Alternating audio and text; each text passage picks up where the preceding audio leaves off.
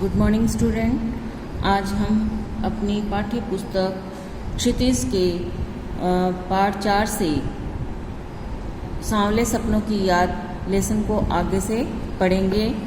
मिथकों की दुनिया में इस सवाल का जवाब तलाश करने से पहले एक नज़र कमज़ोर काया वाले उस व्यक्ति पर डाली जाए जिसे हम सालिम अली के नाम से जानते हैं।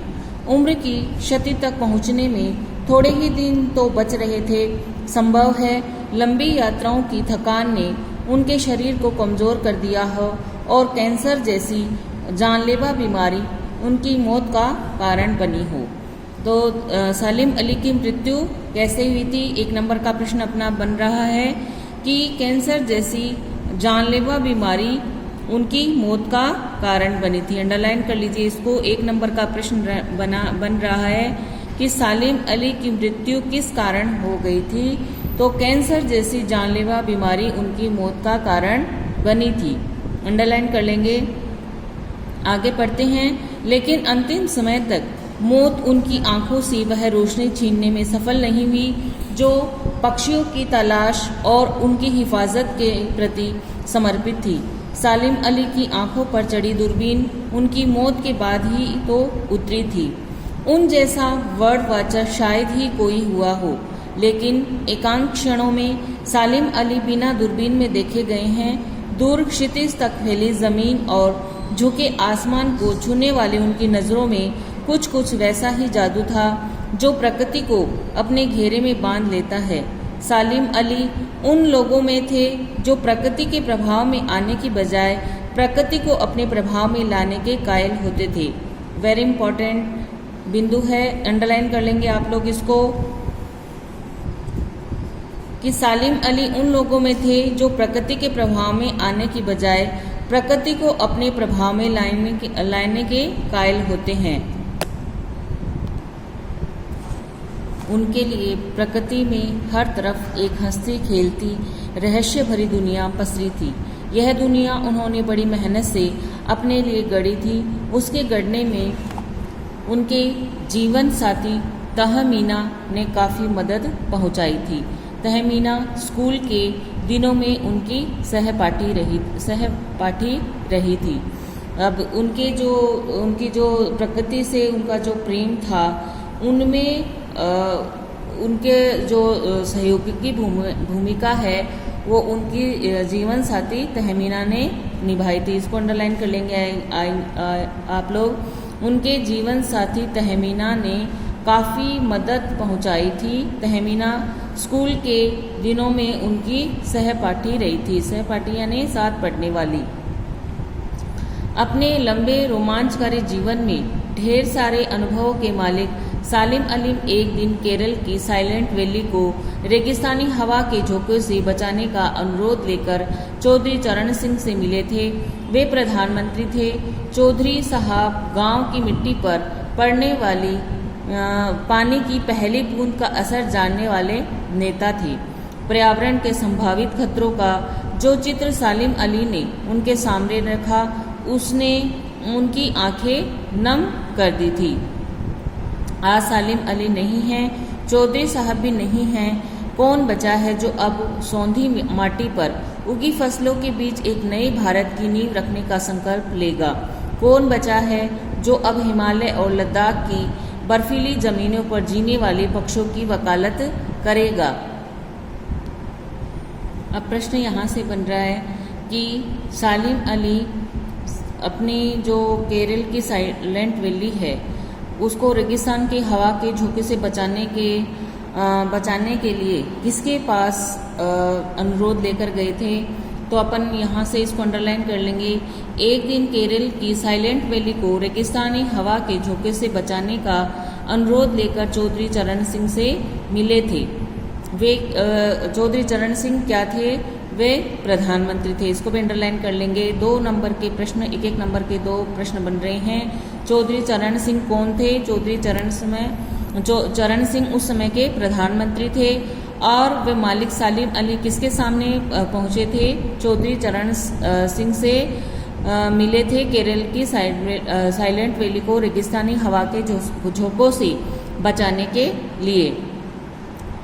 अब तीसरा प्रश्न अपना इस पैराग्राफ से बन रहा है कि सालिम अली ने पर्यावरण संरक्षण के लिए किस रूप में अपनी भूमिका निभाई। तो सालिम अली ने पर्यावरण संरक्षण के लिए अपने जो निम्नलिखित कार्य किए, उन्होंने जीवन भर पक्षियों के विषय में खोजें की तथा सुरक्षा के बारे में अध्ययन किया। दूसरा, उन्होंने भारत के प्रधानमंत्री चौधरी चरण सिंह से मिलकर केरल की साइलेंट वैली के पर्यावरण को उजड़ने से रोकने की प्रार्थना की। तीसरा, उन्होंने हिमालय और लद्दाख की बर्फीली जमीनों पर रहने वाले पक्षियों के कल्याण के लिए कार्य किया। ये 3 बन रहे हैं कि उन्होंने जीवन भर पक्षियों के विषय में खोजें की तथा सुरक्षा के बारे में अध्ययन किया। उन्होंने भारत के प्रधानमंत्री चौधरी चरण सिंह से मिलकर केरल की साइलेंट वैली को पर्यावरण को उजड़ने से रोकने की प्रार्थना की। और हिमालय और लद्दाख की बर्फीली जमीनों पर रहने वाले पक्षियों के कल्याण के लिए उन्होंने कार्य किया। यहाँ ये देखो, भारत की कौन बचा अब हिमालय और लद्दाख की बर्फीली जमीन पर जीने वाले पक्षियों की वकालत करेगा। 3 उन्होंने कार्य किए, अपनी भूमिका निभाई पर्यावरण संरक्षण के लिए। 3 बिंदु अपने यहाँ से इस पैराग्राफ से बन रहे हैं। आगे बढ़ते हैं। सालिम अली ने अपनी आत्मकथा का नाम रखा था फॉल ऑफ ए स्पैरो। अब यहाँ से 1 नंबर का प्रश्न यहाँ से भी बन रहा है कि सालिम अली ने अपनी आत्मकथा का क्या नाम रखा। तो सालिम अली ने अपनी आत्मकथा का नाम रखा था फॉल ऑफ ए स्पैरो। यहाँ तक अंडरलाइन कर लेंगे आप लोग, सालिम अली से लेके स्पैरो तक। आगे बढ़ते हैं। मुझे याद आ गया है, D.H. लॉरेंस की मौत के बाद लोगों ने उनकी पत्नी फ्रीडा लॉरेंस से अनुरोध किया कि वह अपने पति के बारे में कुछ लिखे। फ्रीडा चाहती थी तो ढेर सारी बातें लॉरेंस के बारे में लिख सकती थी, लेकिन उसने कहा कि मेरे लिए लॉरेंस के बारे में कुछ लिखना असंभव सा है। मुझे महसूस होता है कि मेरी छत पर बैठने वाली गौरैया लॉरेंस के बारे में ढेर सारी बातें जानती हैं, मुझसे वे भी ज़्यादा जानती है। वो सचमुच इतना खुला और सादा दिल आदमी था। मुमकिन है लॉरेंस मेरी रगों में, मेरी हड्डियों में समाया हो, लेकिन मेरे लिए कितना कठिन है उसके बारे में अपने अनुभव को शब्दों का जामा पहनाना। मुझे यकीन है मेरी छत पर बैठी गौरैया उसके बारे में और हम दोनों के बारे में मुझसे ज़्यादा जानकारी रखती है। अब हमने जो ये पैराग्राफ पढ़ा है, इससे ये प्रश्न बन रहा है कि उनकी पत्नी फ्रीडा कौन थी और लॉरेंस के बारे में कुछ भी लिखने से इनकार क्यों किया। तो उत्तर होएगा इसका, फ्रीडा D.H. लॉरेंस की पत्नी थी। उनकी पत्नी फ्रीडा, यानी फ्रीडा कौन हुई? Frida D.H. लॉरेंस की पत्नी थी। उसने लॉरेंस के बारे में लिखने से इसलिए मना कर दिया क्योंकि लॉरेंस का जो पक्षियों के प्रति इतना जो गहरा लगाव था, तो उसे लगता था कि लॉरेंस के बारे में जितना अच्छा छत पर बैठी गौरैया जानती थी, उतना अच्छा वह नहीं जानती। देखो यहाँ से अंडरलाइन कर लेंगे कि मेरे लिए लॉरेंस के बारे में कुछ लिखना असंभव सा है। मुझे महसूस होता है मेरी छत पर बैठने वाली गौरैया लॉरेंस के बारे में ढेर सारी बातें जानती है, क्योंकि वो पक्षियों के प्रति गहरा लगाव रखते थे। उसे इसलिए फ्रीडा को लगता था कि लॉरेंस के बारे में जितना अच्छा छत पर बैठी गौरैया जानती है, उससे उतना अच्छा वह नहीं जानती। इसको अंडरलाइन कर लेंगे आप लोग। फिर आगे से यह एक बात आई है कि लॉरेंस के बारे में कौन अधिक जानता था, इससे लॉरेंस के किस गुण का पता चलता है। तो लॉरेंस के विषय में सबसे ज़्यादा जानने वाली थी गौरैया। वह गौरैया जो लॉरेंस की छत पर आती थी और लॉरेंस उसके साथ काफ़ी समय बिताते थे। इस तरह वह गौरैया लॉरेंस की अंतरंग साथी बन गई थी। मेरी छत पर बैठी गौरैया उसके बारे में और हम दोनों के बारे में मुझसे ज़्यादा जानकारी रखती थी। इनको अंडरलाइन कर लेंगे आप लोग। प्रश्न यहाँ से बन रहा है, लॉरेंस के बारे में कौन अधिक जानता था और इससे लॉरेंस के किस गुण का पता चलता है। तो लॉरेंस के बारे में सबसे ज़्यादा थी वो गौरैया जानती थी, और जो गौरैया जो लॉरेंस की छत पर आती थी और लॉरेंस के साथ काफ़ी समय बिताती थी, तो उससे इस तरह वह लॉरेंस की अंतरंग साथी बन गई थी। इस घटना से हमें पता चलता है कि लॉरेंस है वो गहरे प्रकृति प्रेमी और पक्षी प्रेमी थे। अब अपने यहाँ से आया कि लॉरेंस मेरी रगों में, मेरी हड्डियों में समाया हो।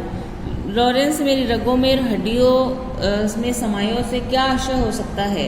इससे यह आशय हो सकता है, रगों और हड्डियों में बसने का आशय यह हो सकता है कि उनके वह जीवन में समाये हुए थे, उनके जीवन में लॉरेंस थे वो समाये हुए थे। आगे पढ़ते हैं। जटिल प्राणियों के लिए सालिम अली हमेशा एक पहेली बने रहेंगे। बचपन के दिनों में उनकी एयरगन से घायल होकर गिरने वाले नीलेकंठ की वह गौरैया सारी जिंदगी उन्हें खोज के नए नए रास्तों की तरफ ले जाती रही। जिंदगी की ऊंचाइयों में उनका विश्वास एक क्षण के लिए भी डिगा नहीं। वो लॉरेंस की तरह नैसर्गिक जिंदगी का प्रतिरूप बन गए थे। सालिम अली प्रकृति की दुनिया में एक टापू बनने की बजाय अथाह सागर बनकर उभरे थे। जो लोग उनके भ्रमणशील स्वभाव और उनकी यायावरी से परिचित हैं, उन्हें महसूस होता है कि वो आज भी पक्षियों के सुराग में ही निकले हैं और बस अभी गले में लंबी दूरबीन लटकाए अपने खोजपूर्ण नतीजों के साथ लौट आएंगे। जब तक वो नहीं लौटते, क्या उन्हें गया हुआ मान लिया जाए। मेरी आंखें नम हैं, सालिम अली तुम लौटोगे ना। अब यहाँ से प्रश्न बन रहा है कि किस घटना ने सालिम अली के जीवन की दिशा को बदल दिया और उन्हें पक्षी प्रेमी बना दिया। तो इसका होगा कि एक बार बचपन में सालिम अली की एयरगन से एक गौरैया घायल होकर गिर गई थी और इस घटना से सालिम अली के जीवन को दिशा को बदल दिया। वे पक्षियों की देखभाल, सुरक्षा और खोजबीन में जुट गए। उसके बाद उनकी रुचि पूरे पक्षी संसार की ओर हो गई थी। यहाँ से देखो, बचपन के दिनों में उनके एयरगन से घायल होकर गिरने वाले नीलकंठ की वह गौरैया सारी जिंदगी उन्हें खोज के नए नए रास्तों की तरफ ले जाती रही। तो अपन उत्तर लिखेंगे जब ऐसे होगा, किस घटना ने सालिम अली के जीवन की दिशा को बदल दिया और उन्हें पक्षी प्रेमी बना दिया। तो एक बार बचपन में सालिम अली के एयरगन से गौरैया घायल होकर गिर पड़ी। इस घटना ने सालिम अली के जीवन की दिशा को बदल दिया। वे पक्षियों की देखभाल, सुरक्षा और उनकी खोजबीन में जुट गए। उसके बाद उनकी रुचि पूरे संसार के की ओर हो गई और वे पक्षी प्रेमी बन गए। फिर यहाँ से प्रश्न आया है कि यहाँ से प्रश्न बन रहा है कि सालिम अली प्रकृति की दुनिया में एक टापू बनने की बजाय अथाह सागर बनकर उभरे। सालिम अली प्रकृति की दुनिया में एक टापू बनने की बजाय अथाह सागर बनकर उभरे। इससे इसका क्या आशय है? तो इसका आशय यह है कि सालिम अली प्रकृति के खुले संसार में जानकारियाँ एकत्र करने के लिए निकले थे और उन्होंने अपने आप को किसी सीमा में बंद नहीं किया। वे एक टापू की तरह किसी स्थान या पशु पक्षी विशेष से नहीं बंध गए। उन्होंने अथाह सागर की तरह प्रकृति में जो जो अनुभव आए उन्हें संजोया। इसलिए उनका जो कार्य क्षेत्र था वह बहुत बढ़ गया था, बहुत विस्तृत हो गया था। वह पक्षियों के बारे में नई नई जानकारियाँ प्राप्त करते और उन पर एक तरह से रिसर्च करते कि किस तरह से इनका जो पक्षियों का जो दिनचर्या है वो कैसी है और इनको क्या पसंद है, ये किस तरह रहना पसंद करते हैं, इनको खोजने के लिए उन्होंने अपना पूरा जीवन निकाल दिया और वे प्रकृति प्रेमी और पक्षी प्रेमी बन गए। फिर अपना है कि अगर ये कि उनकी एक प्रश्न यहाँ से ये है कि लॉरेंस की तरह नैसर्गिक जिंदगी का प्रतिरूप बन गए थे। इससे क्या आशय है? इससे आशय यह है कि जो अंग्रेजी के जो कवि थे D.H. लॉरेंस, वो भी क्या थे? प्रकृति प्रेमी थे और उनका जीवन था वो भी प्रकृति में हो चुका था। उन्हीं की भांति सालिम अली भी अपने को प्रकृति के लिए समर्पित कर चुके थे। यहाँ तक कि वे स्वयं प्रकृति की भांति सहज, सरल, भोले और निश्चल हो चुके थे। इसलिए कहा गया है कि वह लॉरेंस की तरह नैसर्गिक जिंदगी का प्रतिरूप बन गए थे, क्योंकि उनके D.H. लॉरेंस की तरह ही उनका जीवन भी क्या हो गया था? प्रकृति में हो गया था। तो स्टूडेंट, आज अपना लेसन है वो यहाँ पर समाप्त हो रहा है। अगर इसमें आपको कोई बात समझ में नहीं आ रही हो तो मेरे से कॉल करके या मैसेज करके पूछ लीजिएगा। और मैंने जो छोटे छोटे प्रश्न लगाए हैं आप इनको अपनी नोटबुक में एक एक नंबर के जो प्रश्न लगवाए हैं मैंने, वो आपकी नोटबुक में आप लिख लीजिएगा, ताकि आपको परीक्षा के दिनों में किसी भी प्रकार की कठिनाई का सामना नहीं करना पड़े। Thank you. Have a nice day.